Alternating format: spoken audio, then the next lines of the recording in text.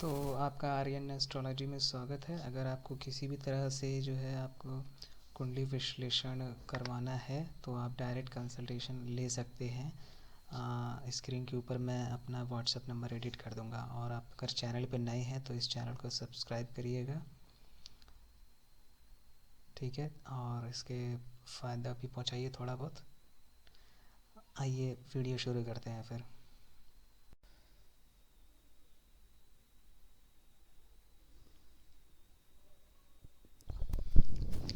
Alright, तो नमस्कार दोस्तों, आपका फिर से आर्यन एस्ट्रोलॉजी में स्वागत है। आज हम लोग बात करेंगे शेयर मार्केट के कुंडली में योग। ऑलराइट, कि मतलब कौन से ऐसे कॉम्बिनेशंस होते हैं जन्म कुंडली में कि शेयर मार्केट में उससे सफलता मिलेगी। ऑलराइट, तो आगे चर्चा को आगे बढ़ाते हैं। पहले यहाँ पे एक कुंडली बना लेते हैं। ये बनेगी इस तरह से कुछ, ये हो गया। एंड उसके बाद ये रेड है, no no no no no no, make it black.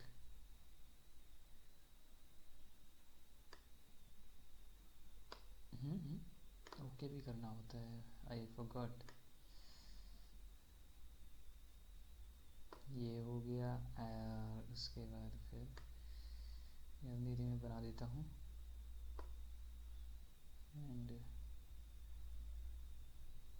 Alright alright alright alright, ये इसके बीच में, ये इसके बीच में, फिर ये इसके बीच में, फिर ये इसके बीच में।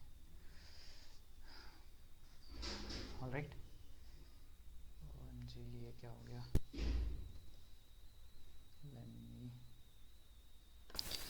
तो शेयर मार्केट से रिलेटेड जो भी होता है, आई मीन जो भाव होता है वो पंचम भाव होता है, जो कि आपका ये वाला भाव है। ऑलराइट, शेयर मार्केट से ये वाला रिलेटेड भाव होता है। और उसके बाद जो शेयर मार्केट से आपको क्या चाहिए, धन चाहिए सबसे पहले, तो उसमें दूसरा भाव भी रिलेटेड होगा और 11वां भाव भी रिलेटेड होगा। तो शेयर मार्केट में सफलता के लिए आपको क्या चाहिए, धन योग चाहिए। ऑलराइट, और अगर आप देखेंगे तो राजयोग भी चाहिए एक तरह से। धन योग तो आपके इस तरह से बनेंगे कि इसका स्वामी दूसरे भाव का स्वामी 11वें में चला जाए, या 11वें का स्वामी आपका दूसरे भाव में चला जाए। ऑलराइट, तो ये धन योग हो गया आपका। दूसरे तरीके से ये होता है कि शेयर मार्केट से धन अगर निकलेगा आपका, तो आपके जो है इस पंचम भाव का स्वामी दूसरे में बैठ जाए, या फिर पंचम भाव का स्वामी 11वें में बैठ जाए। ऑलराइट, तो ये हो गया आपका शेयर मार्केट से धन का। और या फिर आप शेयर मार्केट में काम करेंगे तो आपका पंचम भाव का रिलेशन अगर दशम भाव से हो गया तो शेयर मार्केट से आप रिलेट कर सकते हैं इसको। या फिर दशम भाव का स्वामी आपका पंचम भाव में बैठ जाए तो भी आप शेयर मार्केट से रिलेट कर सकते हैं। ऑलराइट, एक और होता है पंचम भाव के साथ ये मजबूत होगा पंचम भाव, दूसरा भाव, 11वां भाव, और एक और होता है 9वां भाव। ये भी मजबूत होना चाहिए। 10वां तो होना ही चाहिए, और 7वां भी होता है। अगर आप इन्वेस्टिंग कर रहे हैं तो 7वां भाव भी होना चाहिए मजबूत, क्योंकि आप किसी भी कंपनी का शेयर अगर खरीदते हैं उसे लॉन्ग टर्म तक रखते हैं तो साझेदारी करते हैं आप उस कंपनी से, तो आपका 7वां भाव भी मजबूत होना चाहिए। ऑलराइट, मैंने जहाँ तक कि मतलब मैंने जितनी भी कुंडलियाँ देखी हैं, जो भी बंदा इन्वेस्टिंग से मतलब अमीर बना है, तो उनमें ये दोनों जो है, इन दोनों घर के स्वामी सेम ही रहते हैं और अच्छे भाव में प्लेस रहते हैं। तभी वो लोग जो है इन्वेस्टिंग से अच्छा पैसा कमा पाते हैं। किसी भी मतलब किसी भी ट्रेडर की आप कुंडली ले लीजिएगा, किसी भी इन्वेस्टर की कुंडली ले लीजिएगा, उसमें ये दो भाव का मालिक सेम रहेगा, या फिर ये दोनों भाव बहुत ज़्यादा मजबूत होंगे। ऑलराइट, और साथ में पंचम भाव भी रिलेट करेगा इन दोनों से। पंचम भाव को जनरली इससे रिलेट करेगा, हाँ मीन पंचम भाव जनरली इससे रिलेट करेगा या फिर इससे रिलेट करेगा, तभी उसका वेल्थ जनरेट होता है। और या फिर इसका स्वामी डायरेक्ट इससे रिलेट कर जाएगा या फिर इससे रिलेट कर जाएगा। ऑलराइट, और ये भी मजबूत होना चाहिए, भाग्य भाव भी मजबूत होना चाहिए, तभी आपको शेयर मार्केट में सफलता मिल सकती है। ऑलराइट।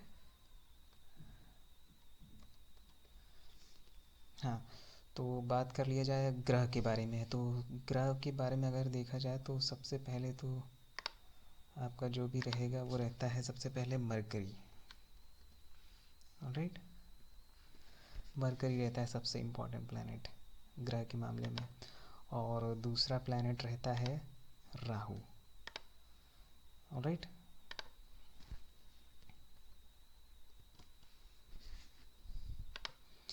मरकरी, राहु और पंचम भाव का स्वामी जो कि है, आप कोई भी हो सकता है आपका पंचम भाव का स्वामी। ये इसका स्वामी जो भी रहेगा वो आपका मेन ग्रह हो जाएगा शेयर मार्केट से रिलेटेड। और इसका स्वामी भी इम्पॉर्टेंट रहता है, इसका स्वामी भी इम्पॉर्टेंट रहता है। ऑलराइट। ये तीनों के स्वामी भी इम्पॉर्टेंट रहते हैं, सबसे ज़्यादा इम्पॉर्टेंट रोल प्ले करते हैं। इन तीनों को अगर देख लीजिए, अगर रिलेशन राहु से होता है तो बहुत ही ज़्यादा बढ़िया रहेगा। राहु से अगर होता है तो मतलब कि इसका स्वामी अगर राहु के नक्षत्र में हो, या फिर इसका स्वामी राहु के नक्षत्र में हो, या फिर इसका स्वामी राहु के नक्षत्र में हो, या फिर मरकरी के नक्षत्र में भी चलेगा। अगर मरकरी के नक्षत्र में रहता है तो मरकरी के नक्षत्र में भी आपका चलेगा ये। ऑलराइट। और हाँ, मैंने एक चीज़ बताना भूल गया कि अष्टम भाव भी इम्पॉर्टेंट रोल प्ले करता है आपको सडन गेन प्रोवाइड करने में। जैसे लॉटरी हो गया, सट्टा हो गया और शेयर मार्केट हो गया, तो अष्टम भाव का भी रोल रहता है। अष्टम भाव का स्वामी अगर मजबूत रहेगा, विपरीत राजयोग इसमें पड़ा होगा या फिर इसमें पड़ा होगा, तो वो भी एक इम्पॉर्टेंट रोल प्ले करता है शेयर मार्केट में सफलता के लिए। ऑलराइट। और एक और इम्पॉर्टेंट प्लैनेट है जो मैंने बताया नहीं आपको, वो है गुरु।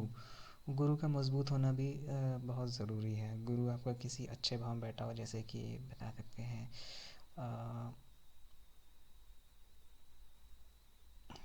11वें भाव में बैठ गया हो गुरु आपका, या फिर जो है लगन में बैठ जाए आपका, तो मतलब पंचम भाव पे अगर दृष्टि हो जाए गुरु की, या फिर धन भाव पे हो जाए गुरु की दृष्टि, या फिर आपका जो है भाग्य भाव पे भी हो जाए तो भी आपको भाग्य से मिल सकता है। और 11वें भाव में हो जाए तो भी आपको थोड़ा सा चांसेस कम हो जाते हैं लॉस के शेयर मार्केट में। ऑलराइट।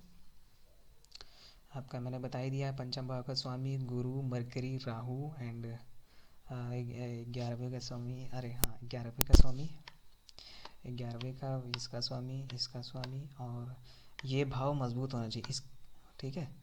और ये भी भाव मजबूत होना चाहिए, ये भी मजबूत होना चाहिए। ऑलराइट। यही सब भाव होते हैं जो कि आपको रिलेट कराएंगे कि शेयर मार्केट में कितनी सफलता प्राप्त होगी आपको।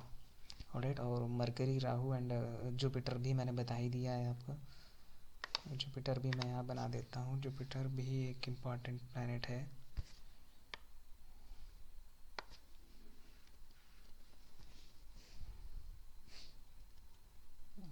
जुपिटर भी एक इम्पॉर्टेंट प्लैनेट है। ऑलराइट। राहु, मरकरी, जुपिटर और इन सब के स्वामी भी एक इम्पॉर्टेंट प्लैनेट है। अब मैं आपको ले चलता हूँ कुंडली में। ऑलराइट। कुंडली विश्लेषण करा देता हूँ। एक इंडिया के सबसे बड़े ट्रेडर जो कि हैं राकेश झुंझुनवाला, वो जो उनका देहांत हो गया, बट उनकी कुंडली भी दिखाता हूँ। वो भी अच्छा खासा करीब 40,000 करोड़ की संपत्ति उन्होंने बनाई है शेयर मार्केट से। ऑलराइट। अब जैसा कि आप लोग देख पा रहे हैं यहाँ पर कि जो है राकेश झुनझुनवाला की कुंडली है जो कि बुध प्रधान कुंडली है। ऑलराइट। यहाँ पे अगर आप देखेंगे तो यहाँ पे कन्या लग्न आ रहा है जो कि बुध की राशि है। तो मैंने पहले ही बताया था कि जो है बुध प्लैनेट इंपॉर्टेंट होता है। और अगर आप देखेंगे पंचम भाव का स्वामी तो वो शनि बन रहा है जो कि चतुर्थ भाव में है। और दूसरे भाव का स्वामी देखेंगे जो कि तुला राशि है और उसका शुक्र बन रहा है। तो इन दोनों में रिलेशन हो गया, इसमें और इसमें रिलेशन हो गया। इसके स्वामी यहाँ बैठे हैं, आपस में एस्पेक्ट कर रहे हैं, एक दूसरे को देख रहे हैं। ऑलराइट। तो इन दोनों में ये रिलेशन हो गया। और अगर आप चौथे भाव का स्वामी देखें तो चौथे भाव का स्वामी यहाँ बैठा हुआ है इनका दूसरे भाव में, तो आप ये भी देख सकते हैं। ऑलराइट। और अगर आप देखेंगे यहाँ पे इनका 10वां भाव, तो इसका स्वामी जो है ये यहाँ बैठा हुआ है और डायरेक्ट यहाँ पे दृष्टि डाल रहा है। मैंने कहा था कि जो है 10वें भाव का स्वामी अगर पंचम भाव से रिलेशन कर ले तो शेयर मार्केट में जाता है। जो है दशम भाव का स्वामी इसको देख रहा है डायरेक्ट यहाँ पे, तो ये एक रिलेशन हो गया। और मैंने सप्तम भाव को ही बताया था कि जो है कि सप्तम भाव का स्वामी भी अगर मजबूत होता है तो साझेदारी कर रहा है, तो जैसे कि यहाँ पे सप्तम भाव का स्वामी ये है गुरु। गुरु जो है यहाँ अपनी ही राशि 9 में बैठ करके एक अच्छा खासा योग बना रहा है, इसे कहते हैं हंस नामक पंच महापुरुष योग। ऑलराइट, तो इनमें जो है मैंने बता ही दिया इम्पोर्टेंट चीज़ें। और अगर आप एक राहु का देखेंगे, राहु इनके जो है यहाँ पे बैठा, हाँ, और अगर आप इनका राहु देखेंगे तो वो जो है राहु इनका यहाँ बैठा हुआ है, जो कि है राहु कौन से नक्षत्र में है। नक्षत्र भी देखना इम्पोर्टेंट होता है। तो अगर आप देखेंगे, कहाँ गया राहु, हाँ, राहु जो है वो पूर्वा फाल्गुनी नक्षत्र में है, जो कि इसका स्वामी जो है आपका बुध है। तो ये बुध के नक्षत्र में है। बुध कहाँ का स्वामी है, दशम भाव का स्वामी है। ऑलराइट, दशम भाव का स्वामी है और लग्न का स्वामी है। तो राहु भी इनके गेन में अच्छा खासा प्रभाव डाल रहा है। ऑलराइट, और राहु की दृष्टियाँ जैसे कि होती है 1 2 3 4 5, पांचवी दृष्टि जो है इनके पंचम भाव के स्वामी पे पड़ रही है राहु की। तो राहु का रिलेशन भी जो है पंचम भाव के साथ बन चुका है। ऑलराइट, और अगर आप देखेंगे राहु का फिर छठे भाव पे भी है, छठे भाव से कोई रिलेटेड नहीं, हाँ यहाँ पे हो रहा है अष्टम भाव। मैंने बताया था अष्टम भाव भी मजबूत होना चाहिए, तो अष्टम भाव में मंगल खुद ही अपनी ही राशि में है, तो अष्टम भाव भी इनका काफ़ी ज़्यादा मजबूत है। और राहु ने भी दृष्टि डाल दी है, तो सडन गेन बहुत अच्छा खासा होगा इनमें। और मैंने क्या बताया था कि जो है नवम भाव का भी कुछ अच्छा खासा होना चाहिए। तो नवम भाव का अगर आप देखेंगे तो शुक्र जो है वह इनके दशम भाव में अच्छा खासा राजयोग योग बना हुआ है। तो मैंने बताया था धन योग राजयोग ज़रूर होना चाहिए, तो इसमें धन योग भी है, राजयोग भी है, बहुत ही ज़बरदस्त अच्छे राजयोग और धन योग भी है। राइट, धन योग तो मैंने बता ही दिया। एक धन योग आपका ये है, यहाँ का स्वामी यहाँ पे और यहाँ का स्वामी पहला धन योग ये है। और अगर आप राजयोग के बारे में बात करेंगे तो ये है, और भी बहुत सारे राजयोग है। इसका स्वामी यहाँ बैठा हुआ है, इसका स्वामी यहाँ बैठा हुआ है। राजयोग में बहुत सारे धन योग भी है अच्छे खासे इनमें। अगली कुंडली में बताना चाहूँगा कि उनकी क्या नाम है, एक और है ये कुंडली है वॉरेन बफेट, जो कि वर्ल्ड लेवल पे अच्छा खासा इनका शेयर मार्केट में दबदबा है।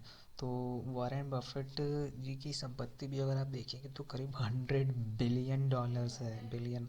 जहां आप इंडिया की अगर बात करेंगे तो $4 बिलियन इनकी है, राकेश झुंझुनवाला की, और इनकी वॉरेन बफेट की $4 बिलियन किससे, शेयर मार्केट से। और वॉरेन बफेट की अगर आप देखेंगे तो इनका जो है $100 बिलियन है शेयर मार्केट से। अमेरिका में ये एक बिजनेसमैन है, ये भी शेयर मार्केट से रिलेटेड ही है ये भी। तो इनकी अगर कुंडली देखेंगे तो जो है चंद्र कुंडली इनकी देख रहे हैं हम, मतलब इनका टाइमिंग अच्छा पता नहीं, सही से पता नहीं है, बट इनके डेट ऑफ बर्थ से मैंने पता लगाने की कोशिश कर रहा हूँ। मतलब इनके डेट ऑफ बर्थ सही है, बट टाइमिंग में थोड़ा सा उतार चढ़ाव है, क्योंकि ये बहुत ज़्यादा उम्र के हैं। 1929 में इनकी पैदाइश हुई है। राइट, जन्म हुआ है, तो उस टाइम जो है पता नहीं, टाइमिंग अच्छे से पता नहीं लगता था। तो अगर आप देखेंगे तो इनके में नीच का जो है नीच का चंद्रमा है, डायरेक्ट लगन में ही बैठ गया। लेकिन चंद्रमा यहाँ पे बली है, क्योंकि दिशा बल भी से मिल रहा है, बट यहाँ पे नीच का है। ऑलराइट, और सूर्य पहले भाव में दिग्बली होता है, और इसका कारक भी है, पहले भाव का कारक भी सूर्य है, और वो लग्न में है, तो इसका जो है नीच भंग भी हो गया है एक तरह से। ऑलराइट,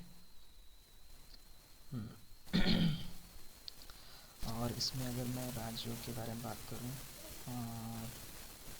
हाँ, शेयर मार्केट से रिलेटेड अगर इनका ज्ञान बात करूँ, तो पंचम भाव का जो स्वामी है वो आपके अष्टम भाव में बैठा हुआ है, और डायरेक्ट दृष्टि कर रहा है दूसरे भाव पे। ऑलराइट, दूसरे भाव जो कि इनका खुद ही का दूसरा भाव जो कि खुद ही की राशि है, नौ धनु राशि है। ठीक है, तो इनका जो है बन गया पंचम भाव का रिलेशन जो है दूसरे तो बन गया डायरेक्ट। ऑलराइट, और 11वें भाव का अगर स्वामी देखेंगे तो बुध बन रहा है, जो कि डायरेक्ट इसी पंचम भाव पे दृष्टि कर रहा है। तो ये दूसरा हो गया कि ये भाई ये शेयर मार्केट से ही वो करेंगे। और हाँ, दसम भाव में सूर्य खुद की राशि में है तो दशम भाव भी मजबूत। और दूसरा है जो आपका दूसरे भाव का स्वामी जो कि शुक्र बनता है वो नीच राशि में, बट शुक्र का नीच भंग राजयोग हो रहा है बुध के कारण, बुध अपनी उच्च राशि में है। इन दोनों इस शुक्र का नीच भंग राजयोग हो गया, नीच भंग हो गया, नीच का है बट नीच भंग हो गया क्योंकि बुध के कारण, बुध अपनी उच्च राशि में है, स्वयं की राशि में है। ऑलराइट, ठीक है। हाँ, और मैंने बताया कि जो है ठीक है, बाकी सब ठीक है, बाकी सब ठीक ही है इसमें। हाँ, राहु का मैं बताना चाह रहा था रिलेशन। राहु जो है इनका छठे भाव में है, जो कि दृष्टि डाल रहा है 1 2 3 4 5 पंचम दशम भाव पे दृष्टि डाल रहा है, ठीक है। और इनका फिर डायरेक्ट सप्तम पे भी दृष्टि डाल रहा है, और जो है दूसरे पर भी दृष्टि डाल रहा है। तो राहु का रिलेशन बन गया धन भाव से, ठीक है। तो ये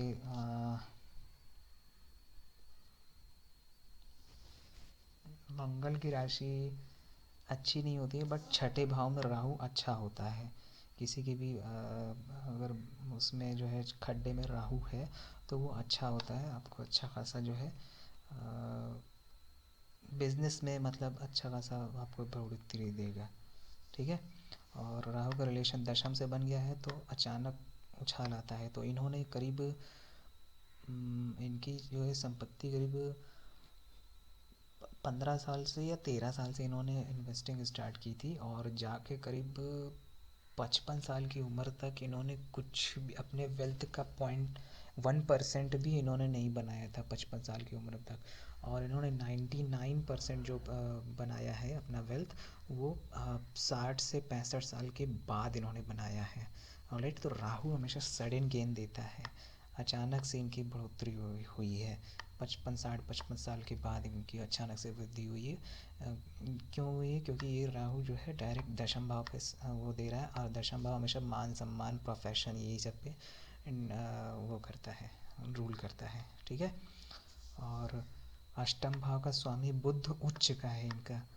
तो अगर आप देखेंगे तो बुध उच्च का है यहाँ पे, और अष्टम भाव हमेशा सडन गेन का होता है, तो यहाँ से इनको सडन गेन भी अच्छा खासा मिल गया है। ऑलराइट, ठीक है। ये इम्पोर्टेंट, ये इम्पोर्टेंट, ये इम्पोर्टेंट, ओके। तो बस आज एक और मैं कुंडली बताना चाहूँगा, लेट मी शो यू। और हाँ, बताना चाहूँगा कि जो है ये एक और कुंडली है, एक ट्रेडर की कुंडली है। ट्रेडर इन्वेस्टर, एक ट्रेडर कम इन्वेस्टर है ये, एक जो है 33 ईयर्स का है अभी, वो ट्रेडिंग कर ही रहा है एक तरह से, बट अच्छा खासा पैसे कमा रहा है। तो उसका भी जो है मुझे टाइमिंग पता नहीं है, बट जो है आप कह सकते हैं कि वो मुझे पता है, क्या नाम है, डेट ऑफ बर्थ उसकी अच्छे से पता है मुझे, बस टाइमिंग नहीं पता। तो मैंने यहाँ पे चंद्र कुंडली उसकी खोली है और उसमें अगर आप देखेंगे तो चंद्रमा जो है, चंद्रमा भी एक इंपॉर्टेंट प्लैनेट होता है, मन के ऊपर डिपेंड करता है, वो अपने ही घर में है। ऑलराइट, और अच्छा खासा योग बना रहा है, बट ये राहु केतु की एक्सिस में थोड़ा सा इसमें प्रॉब्लम भी होती है। राहु केतु की अगर एक्सिस में आ जाए ग्रहण दोष भी लग जाता है। बट यहाँ पे अगर आप देखेंगे तो वीनस इनके अपने ही घर में है, जो कि 11वें भाव का स्वामी है, वीनस अपने ही घर में है। राइट, और अगर आप देखेंगे पंचम भाव का स्वामी, पंचम भाव का स्वामी जो है इनके बैठा हुआ है थर्ड भाव में, ठीक है, सेकंड भाव के स्वामी के साथ। मैंने बता दिया आपको पंचम भाव का और सेकंड भाव, पंचम और सेकंड भाव का स्वामी मतलब हाउस का रिलेशन हो गया। तो शेयर मार्केट में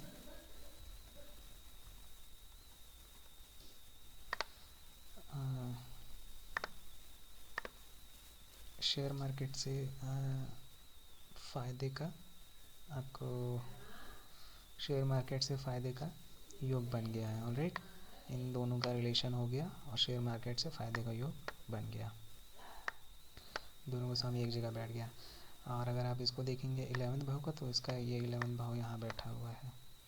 उसके बाद अगर अष्टम भाव का स्वामी देखेंगे तो अष्टम भाव का स्वामी यहाँ पे बना बैठा है मजबूत होकर के एक विपरीत राजयोग में आ गया है अष्टम भाव स्वामी। ठीक है, और अगर आप पहले भाव स्वामी देखेंगे तो उतना, हाँ पहले दशम भाव स्वामी अगर आप देखेंगे तो वो बैठा हुआ है तीसरे भाव में, जो कि तीसरे का कारक मंगल होता ही है, और वो अपने ही कारक भाव में बैठा हुआ है। और हाँ, दशम में देखेंगे तो दशम भी मजबूत है इनका, जो है राहु यहाँ पे बैठा हुआ है, मजबूत कर रहा है इस भाव को। ठीक है, तो दशम भी एक तरह से मजबूत ही है, और इस बट दशम भाव स्वामी छठे में है। ऑलराइट, तो आज के लिए मैंने 2 कुंडली बताई, 3 कुंडली बताई है। एक ट्रेडर की कुंडली है, अभी ये वाली जो कुंडली है, ये बंदा जो है अभी ट्रेडिंग कर रहा है, तो इसका अभी मैं नहीं बता सकता। 10वें भाव का स्वामी थोड़ा सा प्रॉब्लमेटिक सिचुएशन में है, 3rd भाव में है, अपने से बन चुका है, तो मैं इसका कुछ बता नहीं सकता। हाउएवर ये पैसा कमा रहा है। ओके, इसमें राजयोग भी है, धन योग भी है, धन योग भी है, राजयोग भी है। ठीक है, तो अब आपसे विदा लेते हैं, मिलते हैं आपसे अगले वीडियो में। हाँ, वीडियो पसंद है तो वीडियो को ज़रूर लाइक कीजिए, और चैनल पे नए हैं तो सब्सक्राइब कर लीजिएगा। ये एक एस्ट्रोलॉजी चैनल है, यहाँ पे अच्छे खासे आपको वीडियो मिलते जाएंगे। और हाँ, आपको जिस भी टॉपिक पे वीडियो चाहिए, चैनल को वीडियो के कमेंट बॉक्स में आप जो है कमेंट कर सकते हैं कि किस टॉपिक पे आपको वीडियो चाहिए। ऑलराइट, चैनल को सब्सक्राइब कर लीजिए। मिलते हैं आपसे अगले वीडियो में, तब तक के गुड बाय।